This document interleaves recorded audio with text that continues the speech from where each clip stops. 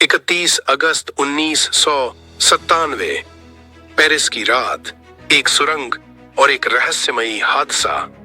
क्या ये महज एक एक्सीडेंट था या किसी गहरी साजिश का हिस्सा?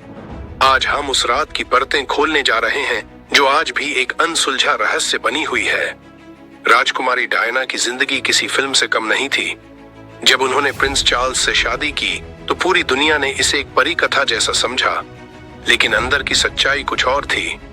शाही परिवार से अनबन, शादी में दरारें और मीडिया का दबाव, डायना इस सब के बीच एक नई जिंदगी तलाश रही थी। शाही परिवार से अलग होने के बाद डायना की जिंदगी में एक नया शख्स आया, डोडी अल फायद। वो एक अरबपति व्यवसायी के बेटे थे। दोनों की नजदीकियों को लेकर मीडिया में कई तरह की बातें होने लगीं। लेकिन क्या यह रिश्ता किसी को पसंद नहीं था? सबसे चौंकाने वाली बात यह थी कि डायना को पहले ही अपनी मौत का अंदेशा हो गया था। उन्होंने अपने दोस्तों और वकील को एक पत्र लिखा था जिसमें कहा गया था कि उनकी हत्या कार एक्सीडेंट के जरिए की जा सकती है।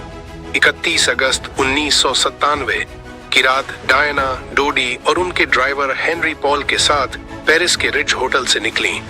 कुछ अज्ञात मोटरसाइकिलें उनकी कार का पीछा कर रही थीं। कुछ ही मिनटों बाद उनकी कार सुरंग में क्रैश हो गई। सबसे अजीब बात यह थी कि सुरंग में लगे सीसीटीवी कैमरे उस रात बंद थे। वो कैमरे जो आमतौर पर चालू रहते थे उसी वक्त क्यों फेल हो गए? क्या ये महज एक इत्तेफाक था?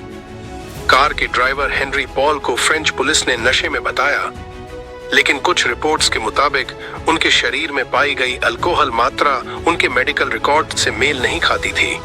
क्या उन्हें फंसाया गया? ब्रिटिश और फ्रेंच जांच एजेंसियों ने अलग अलग रिपोर्ट्स पेश की। एक ने इसे महज एक हादसा बताया तो दूसरी रिपोर्ट में इसे संदेहास्पद माना गया।